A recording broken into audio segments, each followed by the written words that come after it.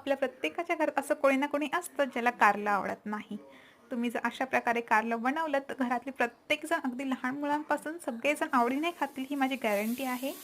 त्यासाठी मी कारलं अशी बारीक बारीक स्लाइसमध्ये कट करून घेतले आहे. त्यानंतर आपण त्याच्यामध्ये टाकत मीठ, हळदी, लाल तिखट, गरम मसाला, धनेपूड, कॉर्नफ्लॉवर आणि त्याच प्रमाणात बेसन.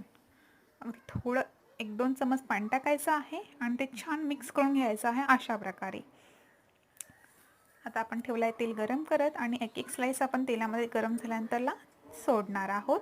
अगदी 5-7 मिनिटात आपली कारलं रेडी होणार, तळून गोल्डन फ्राय अशी होणार आहेत.